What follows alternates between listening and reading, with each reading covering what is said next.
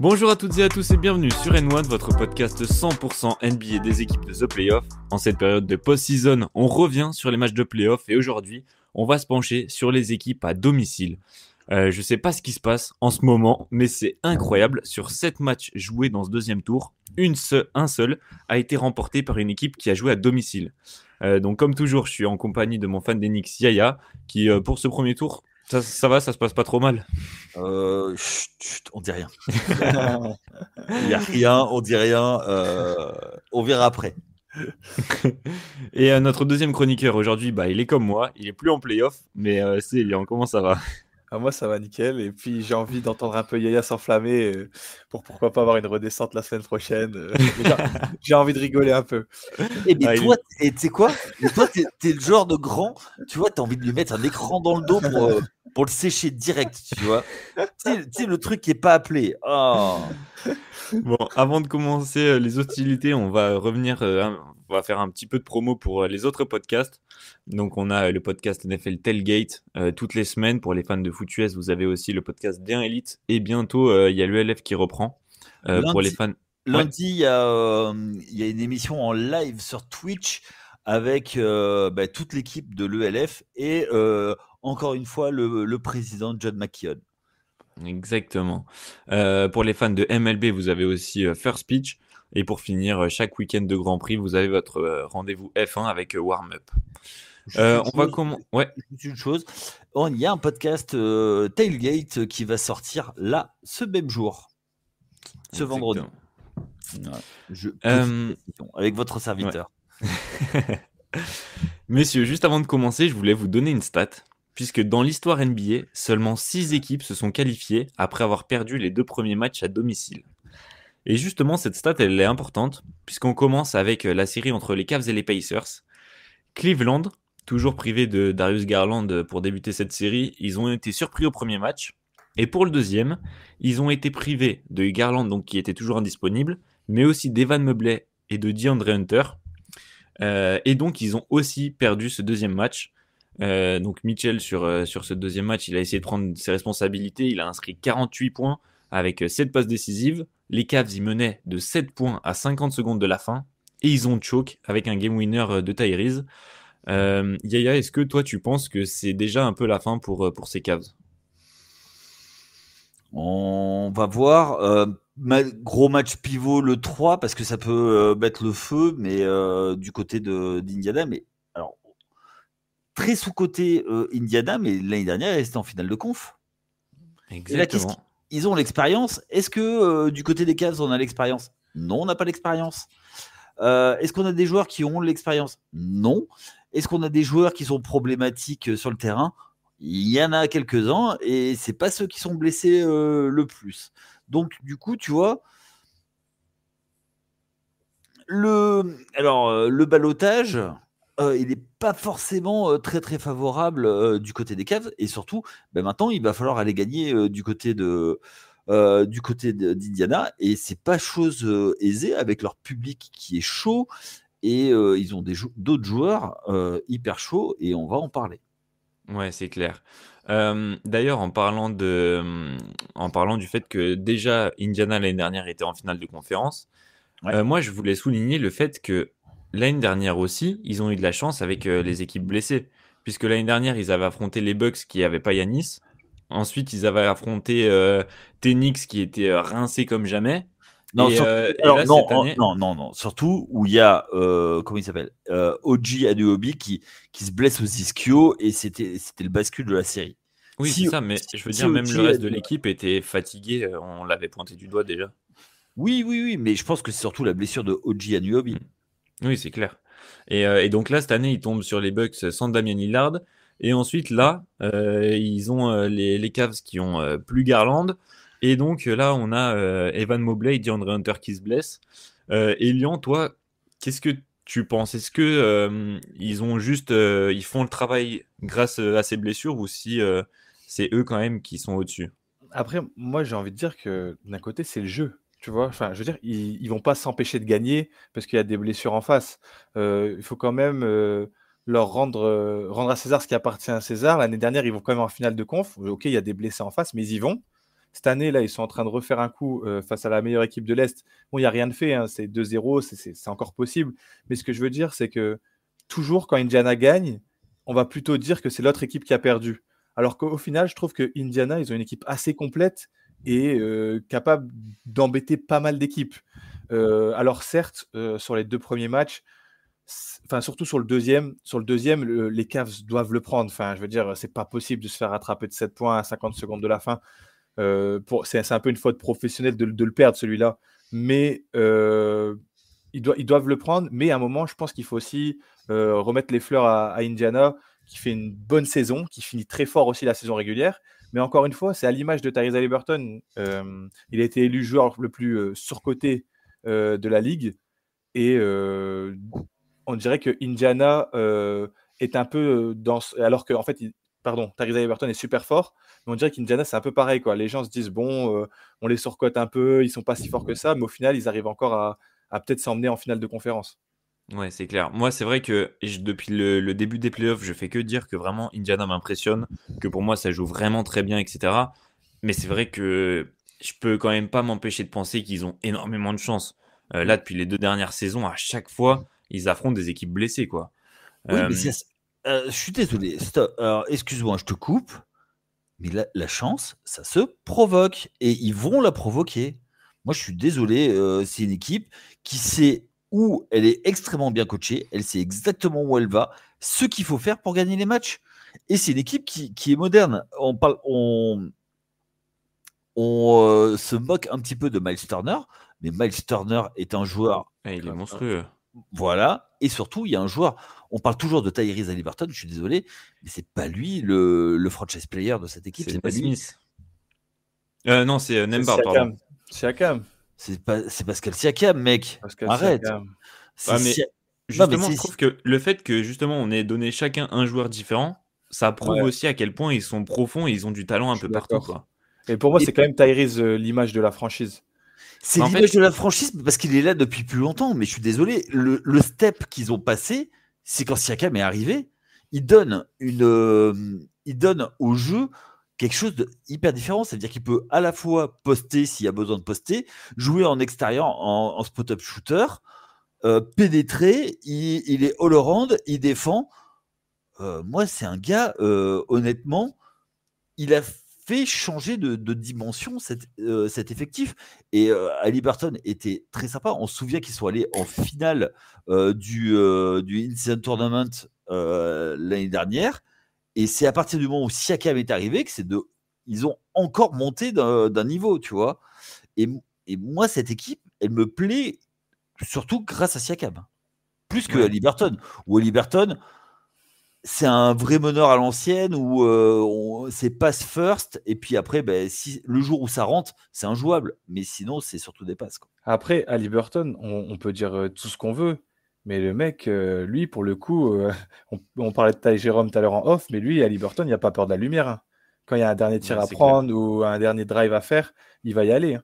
Et ça je trouve que moi ça c'est une qualité de franchise player et de star qu'Haliburton a vraiment.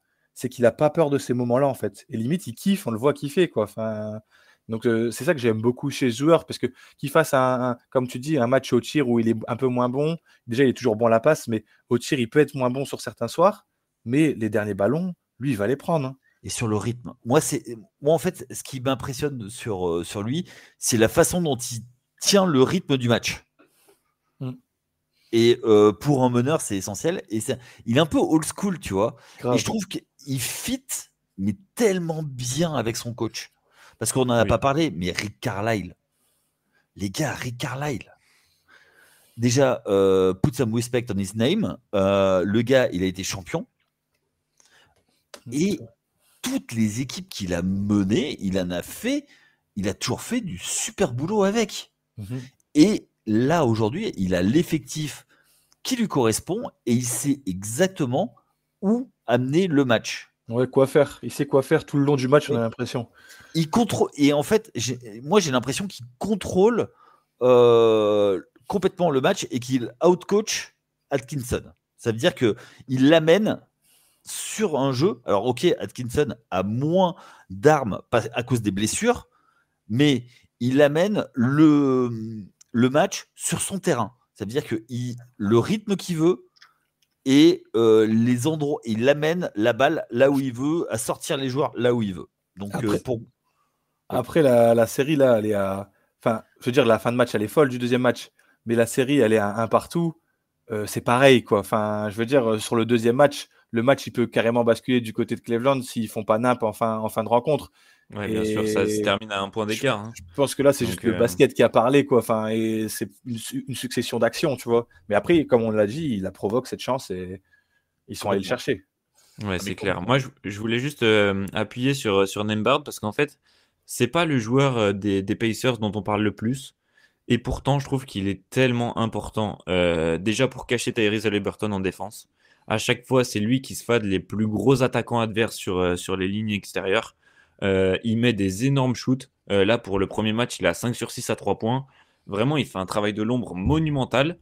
Et je trouve que Siakam a énormément apporté, comme tu le disais, Yaya. Il a fait passer cette équipe à un step supérieur. Mais je trouve qu'il est parfois inconstant. Là où Nembhard, dans son rôle, je trouve qu'il est tout le temps, il répond tout le temps présent. Et j'ai vraiment l'impression que sans Nembhard, bah, cette équipe, elle tournerait largement moins bien. Alors que, par exemple, si... c'est plus un role player. Oui, c'est clair. C'est pas tu vois, contrairement à Siakam, c'est pas le même joueur. Et puis, j'en avais parlé. Siakam, c'est un All-Star, c'est bien sûr. Voilà, j'en avais parlé. Champion, J'en avais parlé. Tu vois, dans une série, tu as toujours un joueur qui va te faire basculer une série parce qu'il va avoir son match. Et lui, typiquement, c'est le joueur qui peut, par un shoot, par une défense, faire le match qui fait que ça. Il amène une stabilité. Il ne va pas t'augmenter ton plafond. Mais le plancher, il l'augmente. Voilà. Et en revanche, il est capable sur un match, c'est son match, parce que ça reste des joueurs NBA très très forts, être capable de prendre feu. Donc voilà. Mais Siakam, c'est marrant parce que c'est un All-Star, c'est un champion NBA. En vrai, c'est une star en NBA. C'est pas une superstar, mais c'est une star. Et il n'a pas du tout le comportement de la star. Enfin, je ne sais pas comment expliquer, mais oui, c'est pas une diva. On va jamais penser à Pascal Siakam en mode le premier All-Star qui te vient en tête, ça va pas être Pascal Siakam, tu vois. Alors que le mec, parce qu'il n'est pas égoïste, déjà. Et parce qu'il a toujours été dans des petits marchés. Ouais. Aussi, ouais. Il était à Toronto, donc déjà, voilà, il était au Canada. J'ai rien contre le Canada, hein, mais il était au Canada. Ouais. Et là, il est à Indiana, quoi. Ouais. S'il était aux Lakers, j'imagine même pas. Ouais, mais est-ce que ça correspond à son caractère? Ouais, c'est ça aussi. C'est sûr que lui, il est pas trop paillette et flash. Donc, non, c'est clair. J'aimerais qu'on revienne sur les Cavs, puisque c'est eux qui sont supposés être les grands favoris. Ils ont écrasé la saison régulière à l'Est. Et là, pourtant, ils perdent les 2 premiers matchs. Alors, est-ce que c'est que à cause des blessures ou est-ce que, Yaya, pour toi, il y a une autre raison? Rigole pas, Elian. Oui. Non, mais pour moi, il y a une raison qui est assez simple. C'est que c'est une équipe qui a très bien performé en saison régulière. Ça a boité un petit peu plus en fin de saison. Et ils ont du mal à retrouver le rythme. Et encore une fois, il y a les blessures, mais du coup, c'est les conséquences. Donc, du coup, tu as plus de ballons pour Donovan Mitchell, qui joue au soliste. Le gars, il est capable de te scorer. Ok, tu peux scorer 50, 70 même, on l'a vu. Ouais, ok, super. Mais derrière, tu coûtes combien à ton équipe? Et je vais revenir sur ça. Moi, je reste persuadé que c'est pas un poste 2. Que c'est pas un meneur plutôt, non? C'est ni l'un ni l'autre, en fait. Il est entre les deux, mais tu vois, il y a des joueurs comme ça où ils sont tellement entre les deux, tu sais pas quoi en faire, en fait.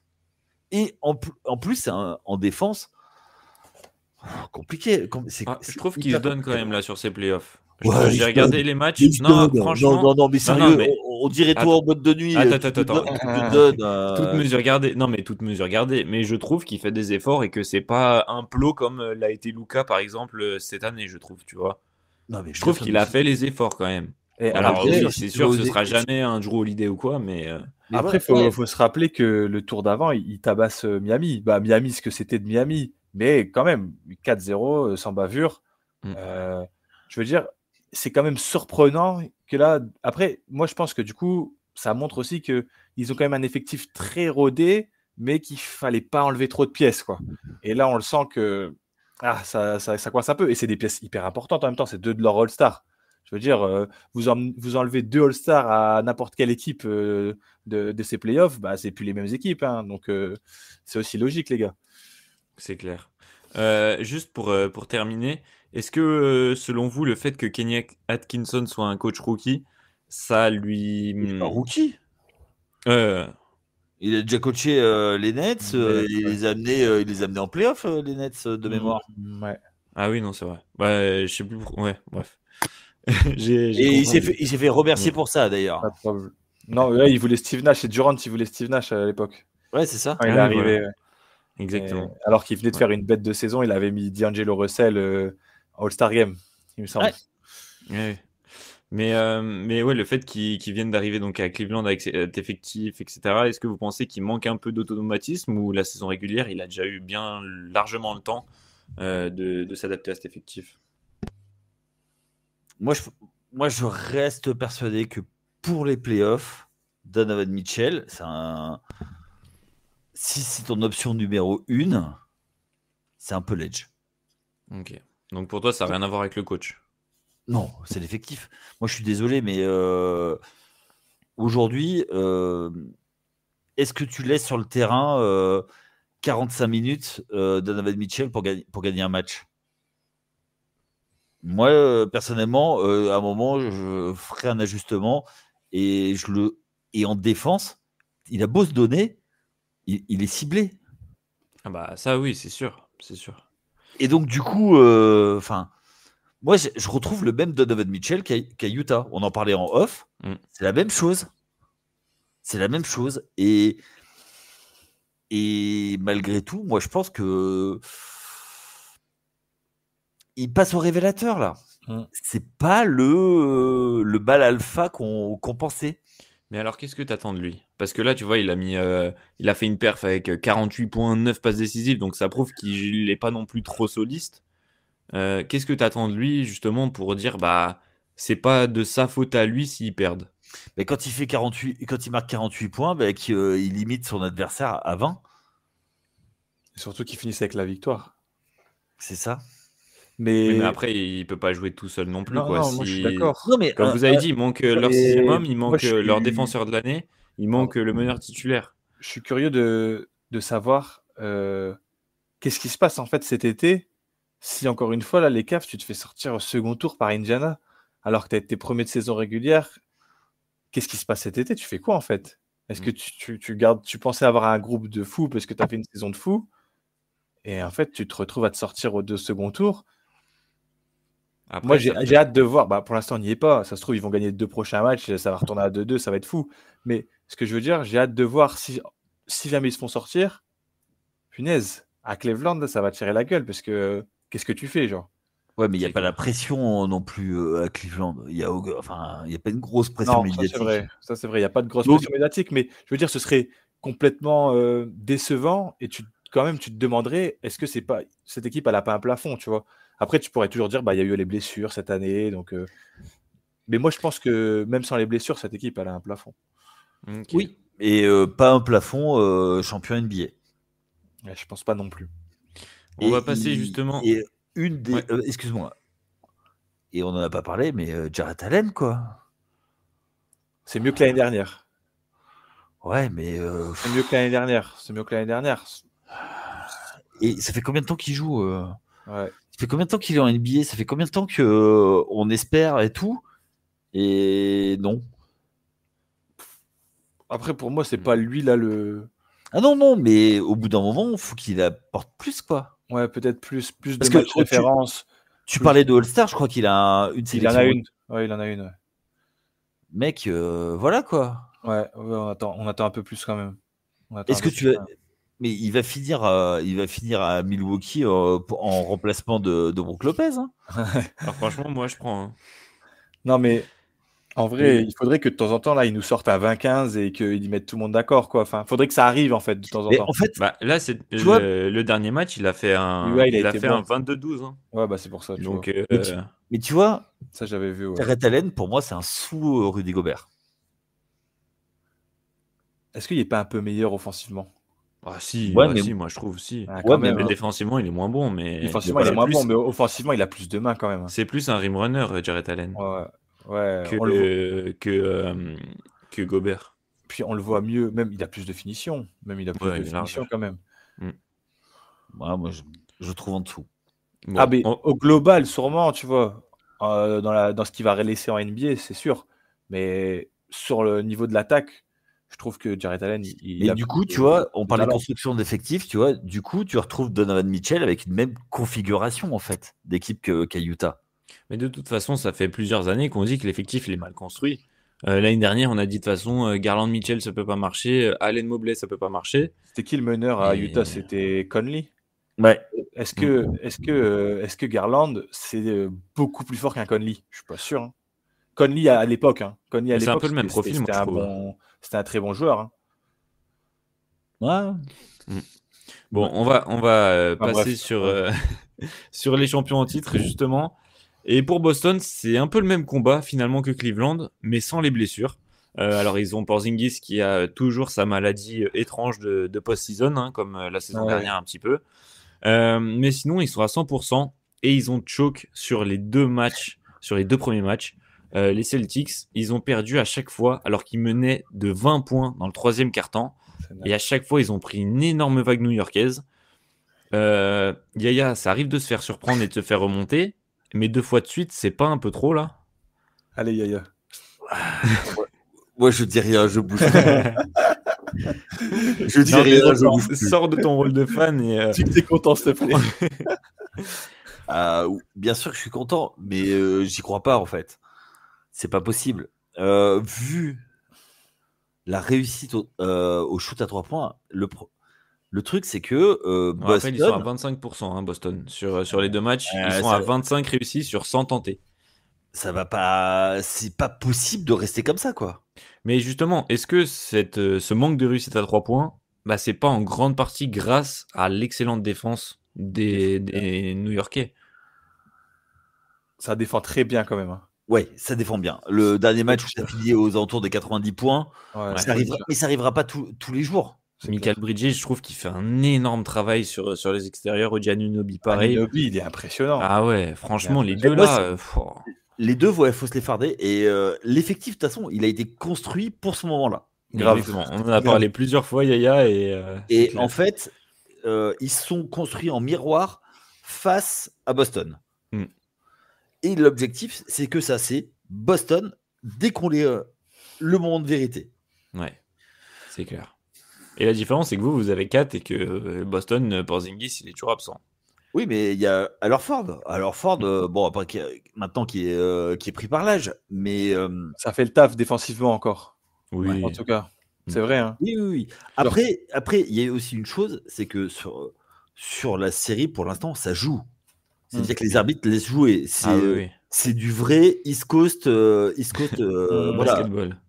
Ah C'est ouais. vrai que vous avez fait 2 premiers tours là. Pour l'instant, c'est costaud. Hein. C'est la bagarre. Déjà, les Pistons, c'était la bagarre, mais là. Mais justement, c'est pareil. ça révèle l'effectif en fait. Et puis j'ai Ça leur va l'impression bien, qu'ils aiment je trouve. ça, New York, bien sûr. Et puis on voit les fans, là, on en parlait aussi hors antenne, mais les fans, ils se remontaient comme des coucous. Le Madison Square Garden, il va trembler. Ça va être dingue. Mais justement, Elian, toi, je voulais te poser une question. Est-ce que tu penses pas, justement, on a vu que les New-Yorkais avaient perdu beaucoup des matchs à domicile. Je crois qu'ils en gagnent qu'un seul. Ils en ont gagné qu'un seul sur cette campagne de playoff. Est-ce que tu n'as pas peur que la pression soit trop forte de la part de leur propre public? Moi, je pense que ça va plus galvaniser qu'autre chose là. Enfin, je pense que ça va être la folie au Madison Square Garden.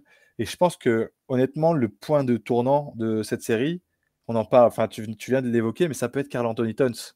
C'est-à-dire que si Karl Anthony Towns il décide de surdominer au prochain match et rendre le match serré, parce qu'à mon avis, comme l'a dit Yaya, Boston, ça va commencer à mettre les 3 points, même avec la bonne défense. Ils en ont mis toute la saison, ça a été leur jeu toute la saison. Je pense que ça va commencer comme à rentrer, enfin j'espère pour eux. Mais je pense que Karl Anthony Towns peut faire très mal à Boston s'il commence à vouloir faire une grosse perf au prochain match. C'est clair. Moi, en fait, le truc, c'est qu'ils sont capables d'envoyer pendant 40, 45, 48 minutes Michael Bridges, Josh Hart et Oji Anunoby sur les 3 joueurs extérieurs. Et ça fait une diff, mais terrible en fait. C'est ça qui fait. C'est qu'ils sont capables de les ralentir.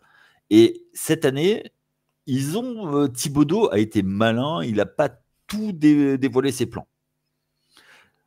À côté de ça, ils sont tellement forts qu'ils sont capables de se réveiller et d'y aller, tu vois. Mais après, du côté de New York, il y a des joueurs qui peuvent sortir de la boîte aussi, tu vois. Un Deuce McBride qui remet un peu le nez à la fenêtre. Jalen Brunson, bon ben voilà, c'est le clutch player of the year. Hein. Et dès que le 4e carton arrive, il se transcende. Franchement, là, sur cette série de playoffs et même le premier tour, il est vraiment bluffant. Et puis, tu as aussi un facteur, c'est que tu es capable d'aligner un roster avec Kat et Mitchell Robinson. C'est sûr qu'il fait du bien en sortie de banc. Bon, pas au lancer franc, on l'a vu rater un peu salement. Ouais, mais sauf qu'on lui demande pas. De toute façon, lui, ce qu'on lui demande, c'est d'aller prendre la balle au-dessus du cercle et d'aller dunker, tu vois. C'est ça. Des rebonds, un chasseur de rebonds. Et voilà. Et de faire souffler un petit peu. Et si ils n'ont pas beaucoup fait, en fait, cet alignement. Et je reste persuadé qu'il y a des possibilités en attaque de faire beaucoup de mal. Après, en défense, tu vas perdre. Mais sur certains, quand tu sais que tu dois avoir besoin de points, ça peut être intéressant. Mais sur la saison régulière, Boston a perdu les 4 matchs. New York a perdu les 4 matchs contre Boston. Ouais. Et Jason Tatum, j'avais vu, sur les 4 matchs contre New York, tournait à 33 points de moyenne. Donc là, c'est dingue ce qu'ils sont en train de faire défensivement. Et comme l'a dit Yaya, je pense que Thibodeau n'a pas tout dévoilé durant la saison régulière aussi. Et que là, il est en train de faire un coup, en fait. Après, franchement, c'est incroyable qu'il soit à moins 20 sur les 2 matchs et qu'il revienne. Enfin, après, je pense qu'il y a des trucs dans le basket qu'on n'explique pas forcément non plus. Mais je pense qu'il y a quand même une solidité défensive là, qui est en train de se mettre et un supplément d'âme qui fait du bien à voir, en vrai, du côté de New York. Bien sûr. Tu pointais du doigt Jason Tatum. Yaya, j'ai vu passer une stat sur ces 2 premiers matchs. Notre ami Tatum, il est à 13 points de moyenne, à 28% au tir et à 25% à 3 points. Selon toi, est-ce que c'est genre juste la bonne défense des New-Yorkais qui permet ça, ou est-ce que c'est Tatum qui a un peu de mal dès que ça devient dur? Alors par contrat, Anna refuse que je dise du mal de Tatum. D'ailleurs, Anna, on l'embrasse. Hein, ça doit pas être très facile pour elle. Je ne lui ai envoyé aucun message. Je voulais pas te faire insulter. Non, mais je bouge pas. Non, je pense que c'est un peu des deux. La blessure au poignet n'aide pas. Moi, je reste persuadé que ça, il y a quelque chose là-dessus. Il veut jouer. Tant qu'il est sur le terrain, moi, ça me va. Donc voilà. Après, il va marquer des points. Ouais, c'est comme les Celtics, on en parlait. Je peux pas croire. On a vu, ça fait 2 saisons qu'ils sont une des équipes les plus à droite à 3 points. C'est quand même étrange. Alors, oui, comme on a dit, c'est la défense new-yorkaise qui fait un travail énorme, mais c'est sûr que là, ça devient presque bizarre. Anna, d'ailleurs, dont on parlait juste avant, elle nous a dit après le premier match que c'était un peu leur match poubelle. Elle disait que donc ils avaient énormément raté, que ça arrivait les matchs sans, mais qu'ils allaient se reprendre. Et là, au final, le Game 2, c'est la même physionomie, quoi, avec un choke. Alors, pour moi, c'est pas la même physionomie. C'est-à-dire qu'ils ont amené Thibodeau, encore une fois, à amener le match sur le terrain qu'il voulait. Moins de 100 points. Bah voilà. On va jouer à l'ancienne. Même le premier match, ça allait en prolongation, donc ça a terminé à 108-105, il me semble. Ouais. Ouais, c'est ça. Mais il y avait peu de points aussi déjà dans le premier match. Hein. Ouais. Et Boston, puis- Boston a besoin qu'il y ait un haut scoring et Bien sûr. que ça court. New York a besoin de couper le rythme. Ouais. Et puis l'image du match, enfin, il me semble, si je me trompe pas, mais les deux matchs, ils se terminent. Enfin, c'est vraiment l'image qui résume le match, c'est que les deux matchs se terminent sur des actions défensives clutch et pas sur des Ouais. actions offensives De clutch. Michael Bridges Tu notamment. vois, Michael Bridges, ouais. ouais. Ouais, Ouais, mais tu vois, c'est dingue, enfin, de se dire que ça représente vraiment la physionomie, les 20 points rattrapés, tu vois, et ça se termine pas par un 3 points, pas par un dunk, ça se termine par une interception, tu vois, les deux matchs. Ouais. Tu vois, enfin, c'est ça aussi qui est dingue. Et C'est vrai. regarde le banc, la réaction du banc à Mais chaque fois oui. qu'il y a des Ah, mais- interceptions. Non, Il y a c'est une bien sûr. énergie qui est. En fait, ça faisait longtemps qu'on n'avait pas vu ça. Même l'année dernière, il n'y avait pas cette énergie. C'est clair que là, on a vraiment l'impression que le groupe, il est vraiment soudé autour de cette mentalité défensive. Ouais. Alors, tu veux une petite anecdote? Ouais, avec plaisir. Le pape qui vient d'être élu et De Villanova. Américain. et de Il est Villanova. américain. Ouais. Et- Voilà, c'est Allez. tout. Est-ce que ce serait pas un petit alignement planète, mon cher Yaya, gars dis-le qu'ils vont être champions. Dis-le, vas-y. Non. Alors, j'ai déjà prévenu mes enfants que je faisais le tour du périph' tout nu. Hein, Ah ouais. Ah bah. Mais je vous rassure, ça n'arrivera pas. Ouais. Non, pour Et si jamais ça arrive, je vous conseille de rester chez vous barricadés et de signaler cet individu. Non, mais plaisanterie mise à part, le chemin est encore très très long. Même dans Bien cette sûr. série. Même Ouais. dans cette Même série. dans cette série est loin d'être terminée. Ouais. Je vois pas, en fait, je vois pas Boston rester sans réaction. Ça fait Ah 4 bah ans de oui. suite que Boston va en finale de conférence. hein. Ouais, mais après, les séries, tu sais, elles sont faites pour s'arrêter. Bien, non, Mais mais bien sûr, mais c'est pour dire que, comme tu avais dit la dernière fois, pas sous-estimer aussi le cœur d'un champion. Tant que c'est pas fait, c'est pas fait. Quoi. Tant qu'il n'y a pas 4 victoires, il n'y a pas 4 victoires. On ne sait pas. tu vois. exactement. C'est clair. C'est clair, mais la stat que je vous donnais au début, elle est quand même assez révélatrice de la difficulté qu'attendent Cleveland et Boston, quoi. Puisque 6 équipes seulement depuis le début de la NBA ont pu se qualifier, quoi. Si moi je dois miser sur une des deux équipes, je miserais plus sur Boston que sur Cleveland. Hein. Oui, Mm. de C'est même. clair. De même. Bah, d'ailleurs, on en parlait, mais les blessures, c'est sûr que ça engendre encore plus de scepticisme autour de Cleveland, quoi. Ouais, c'est clair. On va passer. Ouais, Même à effectif complet, il y a toujours eu des doutes sur Cleveland. c'est clair. Plus que sur On va- Boston. Ouais. On Pardon. va passer à l'ouest maintenant, avec là aussi les équipes à domicile qui se sont fait surprendre. On va commencer par Minnesota, qui était donc opposé aux Warriors. Alors, c'est moins choquant que Boston et Cleveland, puisque c'est le 6 contre le 7. Donc là, l'écart, il est vraiment très faible. Et surtout, il n'y a eu qu'un seul match entre ces deux équipes. Mais donc, Minnesota a perdu le premier match à domicile. Et en plus, Stephen Curry s'est blessé pendant ce match, donc il l'a même pas fini. Est-ce que pour toi, Elian, c'est vraiment une déception pour Minnesota de ne pas avoir pris ce match? Non, non. En vrai, Minnesota, ils ont été catastrophiques au tir aussi. Je sais plus, mais sur les 2 derniers matchs, même le dernier match qu'ils gagnent face aux Lakers, ils sont catastrophiques de loin. Je pense que c'est pas une déception. Je pense que Golden State était encore dans l'intensité du Game 7 face à Houston et que Minnesota avait eu un assez long temps de pause, du coup, comme ils avaient éliminé les Lakers en 5 matchs. Et pour moi, il n'y a pas vraiment je me fais pas vraiment de soucis pour Minnesota. Je pense qu'ils vont d'ailleurs remporter le prochain match, surtout que Stephen Curry n'est pas là. Après, Golden State, ils me surprennent vraiment, en fait. Je ne m'attendais pas à ce qu'ils soient à ce niveau-là. Et du coup, mais pour revenir à Minnesota, non, je m'en fais pas vraiment pour eux sur le prochain Ok. match. C'est vrai, tu pointais du doigt la réussite à 3 points, ils sont à 17% de réussite.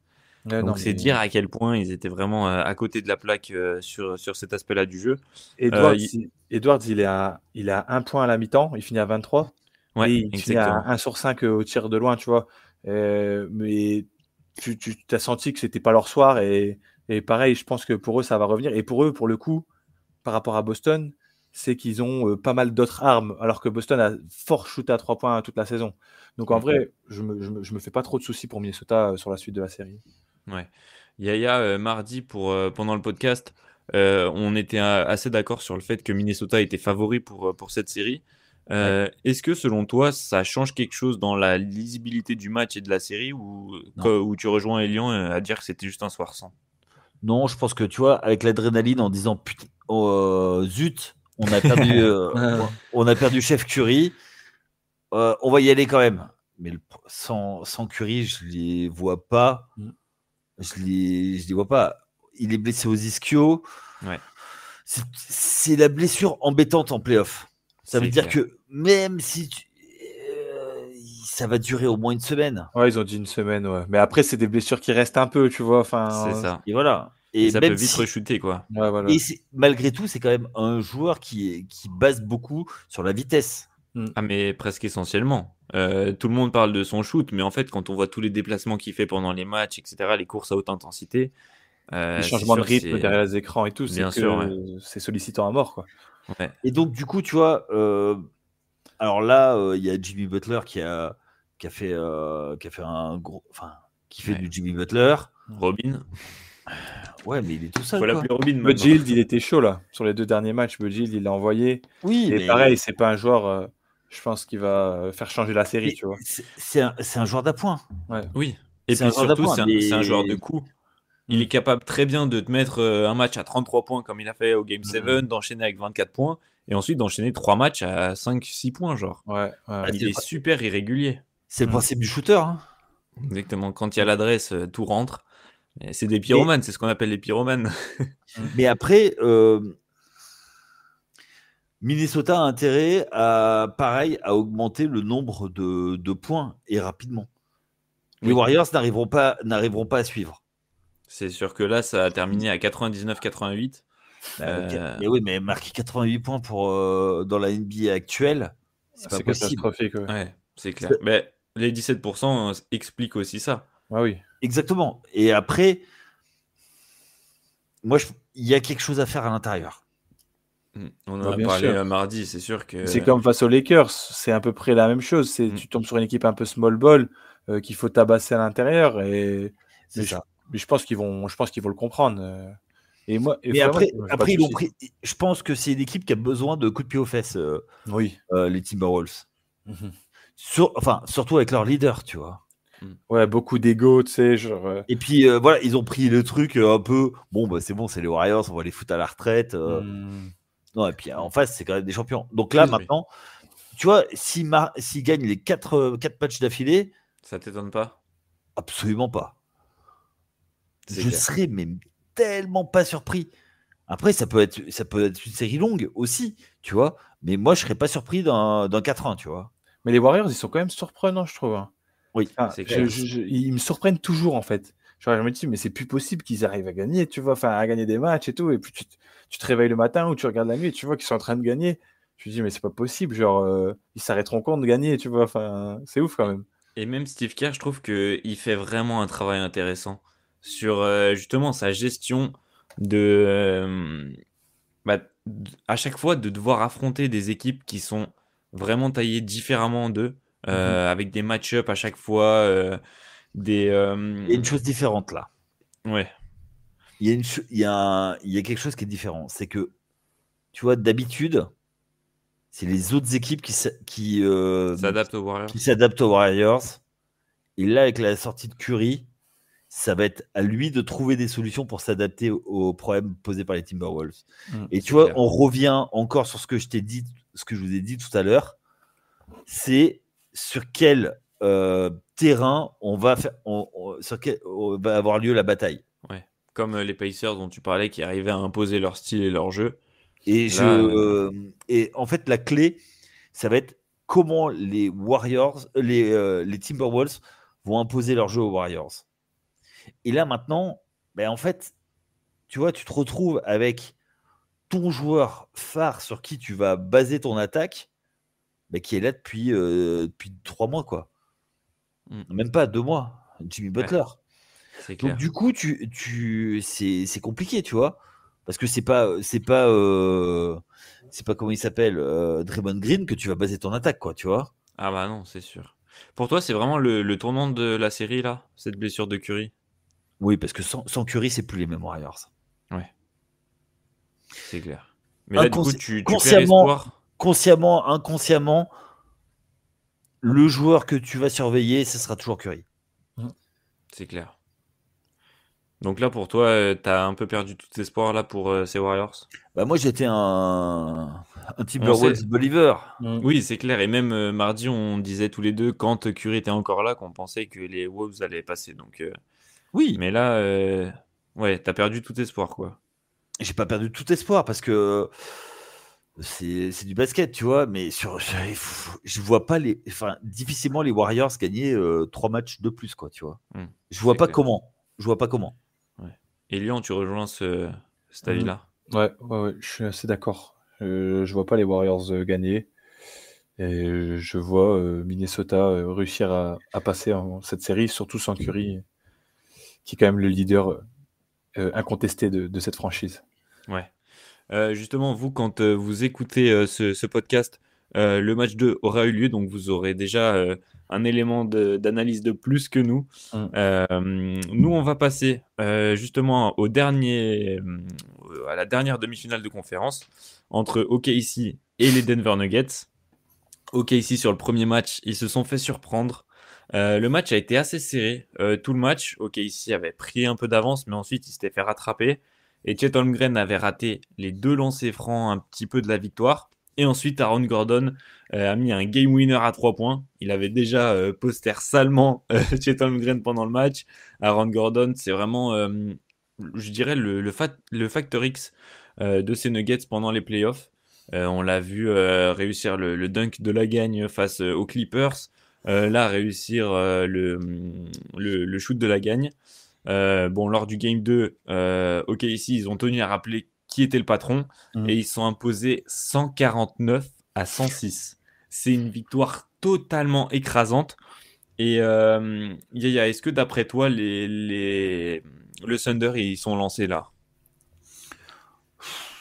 Pas sûr. Vraiment. Alors là, tu vois, je suis vraiment pas sûr parce que le match 2, Denver, ils ont réussi ce qu'ils voulaient faire. Ils voulaient gagner leur match à l'extérieur. Ils l'ont fait. Un braquage digne des films des années 80. Ah, mais Braquage là, à la Serbe, là. ah ouais, mais complètement. Et après, c'est leur faute. Hein. Enfin, ils ont perdu le match eux-mêmes. Tu l'as rappelé. Holmgren, enfin voilà, ils l'ont drafté super haut. C'est pas pour qu'il choque au lancer franc. C'est clair. Il a fait ça toute sa carrière. Voilà. Derrière, Aaron Gordon qui met un dagger. Même s'il n'était pas obligé de shooter à 3 points. Bon, il shoot à 3 points. Bon, ok, bon, si tu veux. Il est en pleine confiance de toute façon. Hein. Je crois Oui, que là, il a la baraka, comme on dit en ce moment. Ouais. Donc, voilà. Après, le match 2, il est anecdotique. Les gars, c'est une équipe qui joue beaucoup avec ses joueurs titulaires. Là, on les met au repos, quoi. Ils ont besoin de se reposer, tu vois. Et puis, l'objectif, c'est gagner les 2 matchs à domicile à Denver. C'est clair. C'est tout. Après, on saura si OKC est lancé, s'ils vont gagner 1, voire 2 matchs à Denver. Ouais. Ce qui est pas impossible. Mais faut pas oublier non plus que OKC, l'année dernière, il s'arrête aussi à ce stade. C'est clair. Après, ils ont plus d'expérience, là. Mais ils ont pas plus d'expérience. Ils ont moins d'expérience que les Nuggets. Hein. Non, mais plus que l'année dernière. Pas tant que ça, en fait. Ils ont un an de plus, quoi. Voilà, ils ont un an de plus. Mais ils ont écrasé toute la concurrence en saison régulière. Oui, voilà, en saison régulière. Sauf que là. Oui, c'est sûr que c'est un basket totalement différent. C'est un basket différent qui joue différemment et où tu dois battre 4 fois ton adversaire. C'est clair. C'est compliqué. Tu joues 7 fois le même adversaire qui. Donc, tu vois. D'ailleurs, coach Denio, il va être attendu un peu au tournant, là. Oui. Ah bah lui, il est complètement. Surtout face à un. Rick Adelman. Adelman. C'est ça. Oui, pas Rick, hein. T'as dit Rick Adelman. Ah non, je voulais dire coach Adelman. Ah oui. Ouais. Donc, voilà, qui est complètement rookie. Donc si tu te fais Ouais. out-coacher par un rookie, Et surtout, il a récupéré l'équipe à une semaine des playoffs, quoi. oui, C'est bah, attends, au-delà d'être un coach rookie, il était assistant, c'était le premier oui, assistant de Mike Malone. c'est Voilà. clair. Mais Moi, ouais, cette série, tu vois, elle commence à prendre de l'intérêt. c'est clair. Le match 3, attention. Là, je Elian, pense que ça va être quelque chose. au premier tour, OKC ont affronté les Grizzlies, mais il n'y a pas eu trop de difficultés. Est-ce que selon toi, ce premier tour était trop simple et donc ils sont pas assez rentrés dans ces playoffs, contrairement aux Nuggets qui ont dû batailler en 7 matchs face aux Clippers? Non, non, moi je pense pas. Moi je pense que c'est un peu. Moi je pense pas. Enfin, le premier tour facile, bah tant mieux, mais je pense que ça change rien à la physionomie de la série. Mais je pense juste que. Enfin, peut-être en termes de forme ou de dynamique sur le premier match, mais en soi, sinon ça change pas grand-chose. Mais je pense que avec cette série, on va en savoir beaucoup sur le Thunder, sur en quoi ils sont faits en fait. Enfin, est-ce que c'est une équipe prétendante au titre ou est-ce que c'est une équipe un peu comme les Cavs à l'Est, j'ai envie de dire, qui a un plafond. On peut faire vraiment le parallèle en fait entre les deux équipes. C'est soit le plafond, bah, en fait c'est ça, il va falloir faire du transfert ou il va falloir aller chercher quelque chose d'autre, ou soit en fait bah on a tout bon quoi. On a tout bon et là on explose Denver et c'est parti quoi. Et limite la route est tracée, tu vois. Donc, je pense que cette série va dire beaucoup sur qui sont exactement le Thunder, parce que pour l'instant, on les a vus l'année dernière un peu en surprise. Cette année, on les voit en mode favori parce qu'ils ont gagné la conférence Ouest, mais on ne sait pas encore vraiment de quoi ils sont faits en playoff. Et là, c'est les playoffs où ils doivent montrer de quoi ils sont faits, tout simplement. Yaya, tu faisais des grands cœurs et des grands sourires à Elian pendant qu'il parlait, t'es d'accord avec lui? Moi, je suis entièrement d'accord. Je plus sois d'une force. Il est bien ce petit, tu vois. Tu devrais prendre plutôt que tes phrases de journaliste, tu vois. Oui, excusez-moi, est-ce que c'est trop facile? Ouais, mais je lance des débats. Moi, je donne juste des éléments. Ouais, Je pose des questions. Non, c'est très beau boulot, Raph. Non, mais l'encourage pas. Non. Plaisanterie mise à part. Faut pas oublier où ils étaient, le Thunder. Hein. Le Thunder, il y a 3 ans, c'était tank à fond. L'année suivante, c'était play-in. L'année dernière, c'était ouais, avec l'arrivée d'Holmgren. Ouais. Oui, parce qu'il a été Il a été blessé. absent sa saison rookie. Ouais, et surtout Hartenstein cette année aussi qui est arrivé. Oui. Et Caruso. Ouais. Ouais, mais Caruso, il n'est pas exempt de tout reproche. Non, mais c'est des joueurs, je veux dire, qui font du bien à une équipe. Ah oui. C'est des joueurs pour construire une équipe championne. Tu vois ce que je veux dire? Ouais. Ah, mais complètement. C'est des pièces. Mais en fait, c'est pas péjoratif, mais c'était porteur d'eau, tu vois. C'est des soldats en vrai. C'est des soldats plus que des porteurs d'eau. C'est un peu réducteur quand même. Oui, mais porteur d'eau, tu vois, pour moi, en fait, dans une équipe, si t'en as pas, tu peux pas gagner. Oui. Ah, mais ça, c'est clair. Mais c'est plus que c'est un gars qui joue quand même, tu vois. Enfin, ils ont leur minute, tu vois ce que je veux dire. C'est pas des Thanasis Antetokounmpo, quoi. Ouais, voilà, c'est ça. Non mais lui c'est non mais lui c'était le porteur d'eau, lui. C'était Watergate. Non, même pas. Le seul truc qu'il apporte, jouait beaucoup mieux quand il était là. Quand il était là, enfin l'équipe, je veux dire, l'équipe plutôt. Giannis, il sert à rien. Il a pas apporté le sac des maillots, tu vois. J'espère au moins qu'il apporte ça, tu vois. Mais voilà, il est porteur d'eau. Non, mais ce que je veux dire, c'est que en fait, dans une équipe, il y a une hiérarchie et il y a des joueurs qui acceptent la hiérarchie, qui savent ce qu'ils doivent faire et qui font le sale boulot. Et en fait, c'est dans cette construction où ça a été intelligent. Malgré tout, aujourd'hui, il y a encore un doute. Pourquoi ? Parce qu'ils n'ont pas gagné. Tant qu'ils n'ont pas gagné, on ne sait pas. Bien sûr. Donc, qu'est-ce qu'on fait ? Donc maintenant, il faut gagner, il faut montrer que tu es le mal alpha de la conférence. L'année dernière, on plaide sur l'accident. Ouais, sur la première fois. Ouais, voilà.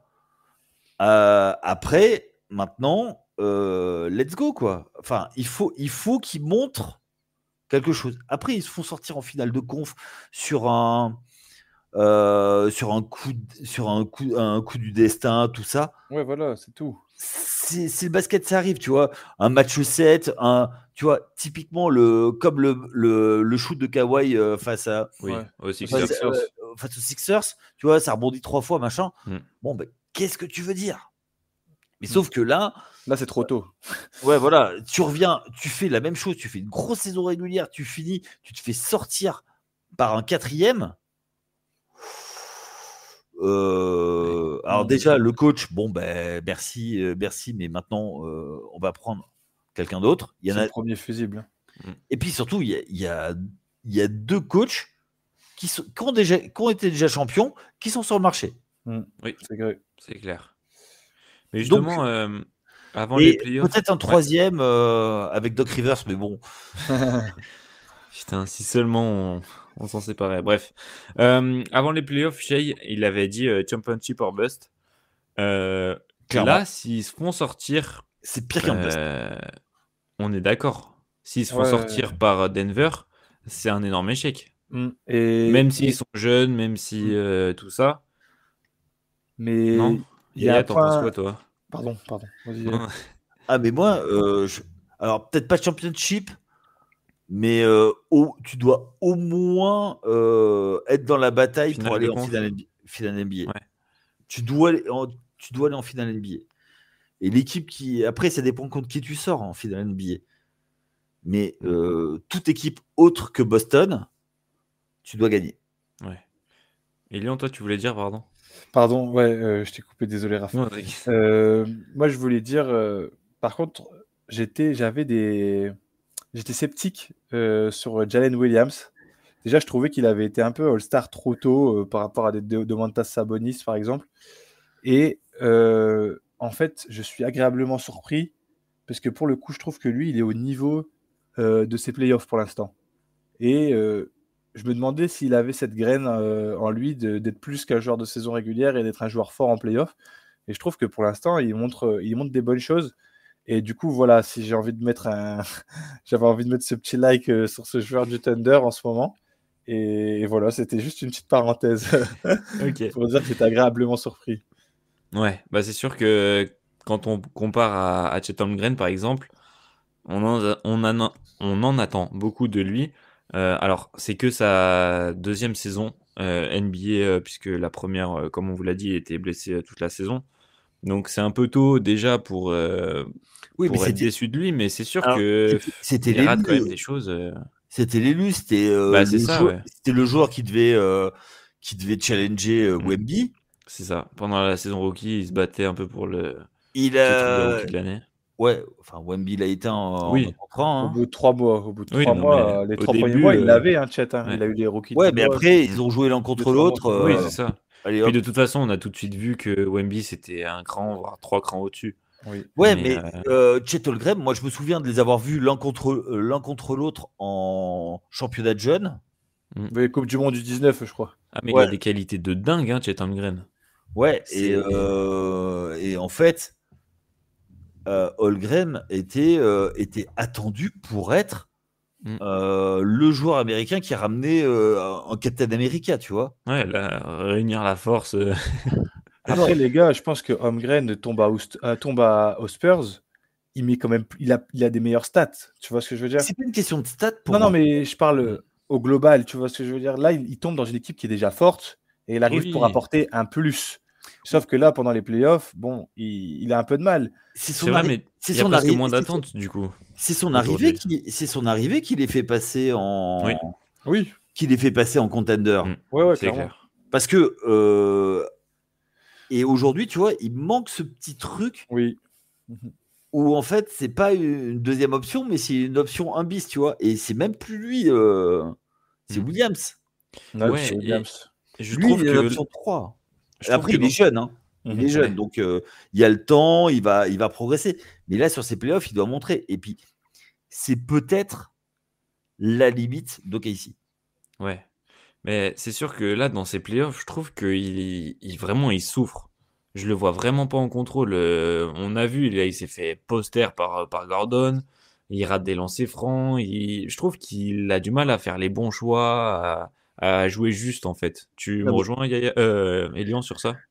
Ouais, je suis d'accord avec toi et je suis d'accord aussi sur le fait que, en fait, quand on y pense, OK, ici, les équipes championnes, elles ont quand même souvent, enfin, ça dépend, mais la plupart du temps, il y a quand même 2 All-Stars confirmés. Là, au final, il y a SGA qui est All-Star vraiment confirmé. Mm. Ah oui, Jalen plus Williams, oui, non, mais je veux dire, dans le sens où, après, il y a Jalen Williams qui vient d'être All-Star tout juste. Et en fait, ta troisième star, bah, elle est quand même loin du All-Star Game, tu vois ce que je veux dire? Oui. Genre, et enfin, je parle du All-Star Game, mais c'est pour dire le niveau, tu vois? Enfin, c'est pas pour la sélection. Mais du coup, en fait, est-ce que ça peut pas bloquer un moment où en playoff, bah, tu tombes face au top joueur et qu'est-ce que tu fais, tu vois? Est-ce moi, que aujourd'hui tu préfères avoir Aaron Gordon dans ton équipe en playoff ou Chet Holmgren? Tu vois? C'est ça la question aussi, par exemple. C'est clair, mais après, je trouve qu'ils ont quand même presque plus de talent, plus de profondeur que ces Nuggets. Là, les Nuggets, Ah bah oui, ah bah oui. on parlait d'eux, mais ils changent de coach à une semaine des playoffs.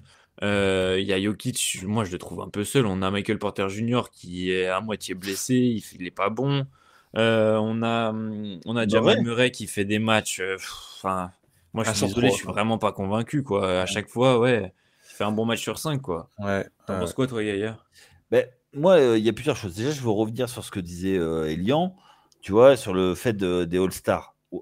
Sauf que Holmgren, c'est là où en fait il doit montrer qu'il est en All-Star. ouais, bah oui. C'est clair. Non, mais je Et suis en d'accord. fait, et c'est là où il doit, excusez-moi l'expression, mais les poser sur la table en disant maintenant, voilà, Mm. c'est moi le mal alpha, et voilà. Et après, aujourd'hui, effectivement, ben moi je pense qu'il n'est pas prêt. Mm.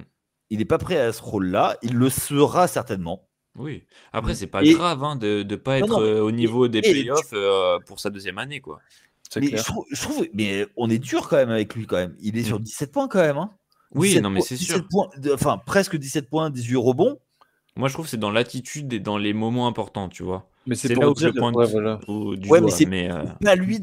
En fait, si tu veux, c'est SGA hein, qui doit avoir la balle. oui, c'est clair. Et il a squat. Donc, moi, je suis là-dessus. Je pense que ce qui leur manque, c'est ce petit. C'est le switch en se disant on est en rouleau compresseur. Mm. Quoi qu'il se passe, on y va. Elian? Et pour revenir sur SGA, l'année dernière en playoff, il est pas bon. Là, contre Memphis, bon, il a fait des bons matchs, mais en fait, j'ai parfois, alors peut-être que voilà, vous allez attraper ma veste, mais j'ai la sensation qu'il est bon quand c'est facile parfois, et que quand le match devient difficile, bah là, il avait fait un bon match hein, dans la défaite, mais dans la défaite au buzzer, mais j'ai l'impression que parfois, il peut avoir des limites lui aussi en playoff. Après, je sais pas vous ce que vous en pensez sur SGA, mais j'ai l'impression qu'il peut être parfois limité en playoff quand le match devient difficile, quand la pression devient trop haute. Bah, C'est une impression que j'ai eu l'année dernière. Après, peut-être qu'aujourd'hui, cette année, je me trompe, tu vois. mais tu vois, c'est ce qu'on avait vu quand il était avec Team Canada Oui. face à la Ouais. France. Même au In-Season Tournament, même. Oui. C'est assez récurrent, mais Après, moi, je pense que c'est un peu dur par Ouais, rapport c'est un à peu ça. dur. oui. À côté de ça, est-ce qu'il a vraiment le joueur sur qui se reposer derrière les yeux fermés tu, veux Bah, jouer- c'est ça aussi, quoi. tu vois, et surtout, est-ce qu'il a le système autour pour ça dans le sens où tu as un Holmgren et un Hartenstein avec qui tu joues un pick and roll pour lui libérer et sur qui il peut jouer. Et en drive and kick, je suis pas sûr que ce soit la meilleure chose. Lui, il va encore beaucoup au cercle. Mm. Ah, énormément, même. Tu vois, et au bout d'un moment, tu vois, en fin de saison, ben, il faut que tu sois capable de t'arrêter sur les lectures de pick and roll. Si tu vois, il défend en drop, de sanctionner en t'arrêtant beaucoup plus tôt. Ouais. Mais Et là, ils le d'ailleurs, font pas. Surtout qu'il y a moins de lancers sifflés, qu'il Ouais. a énormément de lancers en saison régulière. Là, il aura beaucoup moins de coups de sifflet en playoff, et c'est normal. Mais du coup, il faut aussi, comme tu dis, qu'il adapte un petit peu son jeu. Ouais. Oui, mais ça, c'est le coach de. C'est au coach. Ouais. Mais là, cette nuit, il est à 1 sur 2 à 3 points. SG, il en a tenté que 2. Et on sait que là, les stars, ces dernières années, ils tentent au moins 5 3 points par match. Mais Donc c'est sûr, c'est pas oui, mais son jeu, mais c'est pas son jeu. Et justement, lui, c'est de driver. Lui, c'est un dragster. c'est un mid-range. Ouais, Mid-range et finition au cercle. Ouais. Voilà. Et pour moi, la vraie stat, c'est 6,7. C'est les assists. Et il doit l'augmenter. Il doit la monter, cette stat. Surtout parce qu'il a beaucoup la balle en main. Voilà, le dernier match, il est à 8 passes. Et sur le premier match, il est à 8 passes aussi. Donc c'est pas il mal. a un petit peu augmenté cette stat-là en playoff. Mais il doit monter, il doit monter le nombre. Il doit monter encore. Tu vois Au moins sur le début de match, faire jouer les autres. Mettre en confiance ses coéquipiers. Ouais. Mais après, comme tu dis, c'est que il a pas, pour moi, il n'a pas encore ce joueur, même si Jalen Williams, comme j'ai dit, j'ai kiffé pour l'instant, ce joueur sur qui être sûr de se reposer, tu vois. Oui. Ah, ok, ici, je trouve qu'il manque ce joueur sur qui, ce deuxième joueur sur qui, ok, Shea, il n'est pas dedans. On sait que lui, il va prendre le relais, mais sûr et certain, tu vois. C'est clair. C'est clair que, comme on disait, Jalen Williams, même Chet Holmgren, ils sont encore assez jeunes. C'est ça. Donc, c'est sûr qu'en fait, cette équipe, elle a tellement brillé vite et explosé tôt que, en fait, c'est plein de jeunes joueurs. Ils sont la plupart dans des contrats rookies presque. Donc, c'est sûr que c'est compliqué d'en attendre autant d'eux. Mais sauf que le fait est qu'ils en sont là, quoi. Quand on voit à quel point ils ont dominé la saison régulière, etc., qu'ils soient jeunes ou pas, presque on s'en fout. Alors que la raison voudrait dire que, oui, mais ils font encore des erreurs de jeunesse, quoi. Et puis on est beau. Mais puis, enfin, je veux dire, ils ont un effectif super profond avec pas mal de joueurs qui sont capables de jouer en NBA. Mais on sait très bien aussi qu'en playoff, ta rotation, même t'avoir la rotation la plus profonde, tu passes à 8 joueurs, quoi. Tu vas plus sur 12, tu vois, enfin, qui vont vraiment jouer et impacter. 8, et encore, 8. C'est gentil. Hein. Oui, non, mais il est à 6, pour lui. Tom 5,5. Thibodeau, Tom Thibodeau, il joue à 5. Il joue à 5. Non, c'est J.J. maintenant. Ouais. Mais non, mais c'est pour dire que, tu vois, peut-être que là, vaut mieux parfois un second joueur vraiment sur qui t'appuyer où tu es sûr en playoff qu'un effectif hyper profond. C'est clair, c'est clair. Pour terminer avec ce podcast, je voulais qu'on parle de Nikola Jokic. Là, cette nuit, le dernier match, il a fait un match vraiment loin de ses standards habituels. Il termine avec 17 points, bon quand même 8 rebonds et 6 passes. Mais est-ce que vous le trouvez pas un peu trop seul? On en parle depuis le début des playoffs, etc. Ils ont bâché le match. À la mi-temps, à la fin du premier quart-temps, ils avaient déjà arrêté, tu vois. Ils étaient déjà dans l'avion, quoi. Non, mais faut dire ce qui est. Ouais. Mais bien sûr que sinon, Jokic, bien sûr que je trouve qu'il est beaucoup moins bien entouré que l'année où il est champion et qu'il y a pas. Mais ça, on le dit depuis le début de la saison. Tu vois, Oui, c'est clair. il manque des pièces à Denver cette saison. Et bien sûr qu'il y a des matchs où. Là, c'est vrai qu'ils ont un peu lâché le match très rapidement. Mais c'est sûr qu'il y a des matchs où on le trouve un peu plus à court de force qu'il a pu l'être dans des playoffs précédents. Mais ce qui est logique au vu du supporting cast qu'il a cette saison, qui est moins bien pour moi. Ouais, totalement. Si on devait se projeter là sur les matchs à venir, selon vous, est-ce que OKC passe? Oh, c'est chaud. Yaya, je te lance en premier. Oui. Ok. Et Lyon En 6. Ok. Et Lyon, toi? Oui aussi, parce que justement, parce que ça va être juste, je pense, pour Denver là, cette année. Ouais. Et que je pense que OKC, j'ai envie de croire qu'ils vont avoir un peu, justement, comme le disait Yaya, le déclic un peu. Ça y est, on doit commencer à rouler sur les gens, tu vois. Ouais. Et je pense qu'ils sont forts. Donc, je vois OKC en 6 ou 7 aussi. Hein, ça va être une belle série, je pense. Ok. Si ça repart en 7, dis donc, les Nuggets, Hmm. ils ont fait 14 matchs déjà en 2 tours. C'est Mais costaud. Hein. le truc, c'est que si ça va en 7, en fait, je vais dire en 6 parce que je pense que si ça va en 7, c'est là que C'est si tu as Denver qui passe. c'est là que si tu le meilleur joueur du monde dans ton équipe, ça peut changer quelque chose. Donc je vais dire en 6 aussi. Ok, ici en 6. Ce Ok. sera fait avant. Ils laisseront pas, ils prendront pas le risque d'aller jouer un game 7 contre Nikola Jokic, je pense. Ça veut dire que en gros, il faut que tu gagnes un match à Denver, un sur les deux à Denver, le match à domicile, le match 5, et le match 6 encore à Denver. C'est possible. Ah, mais complètement. Moi, Mais c'est vrai que, bah, en vrai, là, de toute façon, on pronostique, mais Yaya comme moi, je pense que cette année, il y a tellement de choses de fous qui se passent dans ces playoffs que ça se trouve, on va être à côté de la plaque, ça va être Denver en 5, tu vois, enfin. Alors, s'il y a Denver en 5, c'est OK ici. Denio, il prend la porte. Ah ouais, non, mais ça Oui. c'est clair. Non, mais c'est pour dire que voilà. Et tu sais que honnêtement, moi, ça m'étonnerait même pas, tu vois. Moi, je pense que c'est un des coachs où le Qui siège est le le plus plus. gros. Ouais. On parlait de Tibbs il y a quelques semaines. Là, finalement, ça se passe plutôt bien pour lui, donc il est un peu tranquille. Mais Dis-le que c'est un monstre, Yaya. Dis-le que c'est un monstre. Mais, c'est tu bien vois, de pas faire des rotations. Voilà, je le savais. Ça sert à non, quoi les changements? non, mais honnêtement, Tibbs, pour l'instant, ça change pas grand-chose en fait. C'est comme d'hab. Ça va être la série en fait. C'est la Ouais. série qui va le déterminer.